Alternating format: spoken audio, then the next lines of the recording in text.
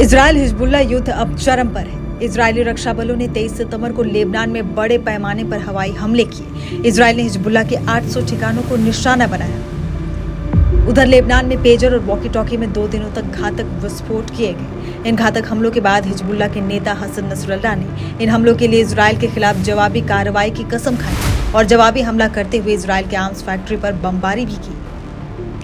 इस समय आतंकवादी संगठन हिजबुल्लाह से लगभग 40,000 लड़ाके जुड़े हुए हैं। ऐसे में आपको बताते हैं कि हिजबुल्लाह के टॉप नेता कौन है और अभी तक कितने ढेर हो चुके हैं।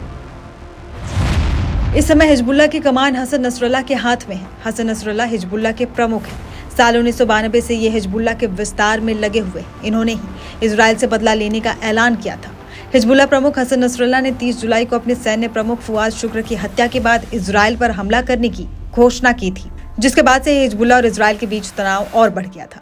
इजराइल लगातार हिजबुल्लाह के लड़ाकों और ठिकानों को निशाना बनाने में लगा हुआ है।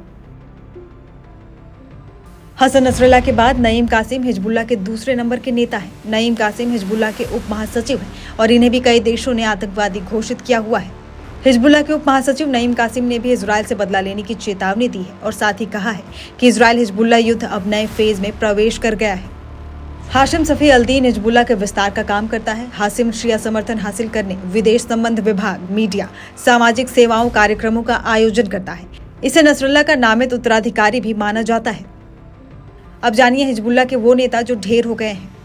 इजराइल ने बेरूत पर एक हवाई हमले में हिजबुल्लाह के शीर्ष कमांडर फुआद शुक्र को मार गिराया था। अपने शीर्ष कमांडर फुआद की मौत के बाद हिजबुल्लाह ने उत्तरी इजराइल पर एक के बाद एक कई रॉकेट दागे थे। अमेरिका ने फुआद को आतंकवादी घोषित किया था और उस पर करीब 40 करोड़ का इनाम भी था। इजराइल ने एक बयान में कहा था कि फुआद के कहने पर ही 8 अक्टूबर से इजराइल पर हिजबुल्लाह हमले कर रहा था। फुआद की तरह ही इजराइल ने हिजबुल्लाह के उप प्रमुख तलाल हामिया को भी एक हमले में मार गिराया था।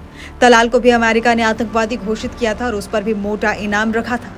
अपने इन 2 बड़े नेताओं की मौत का बदला लेने की कसम हिजबुल्लाह ने खाई है। इराक के हिजबुल्लाह ब्रिगेड का एक सीनियर कमांडर अबू हैदर दमिश्क इंटरनेशनल एयरपोर्ट के पास एक संदिग्ध इजरायली ड्रोन हमले में मारा गया था। यह हमला सैयदा जैनाब इलाके में एयरपोर्ट से सटी सड़क पर कमांडर के वाहन को निशाना बनाकर किया गया था।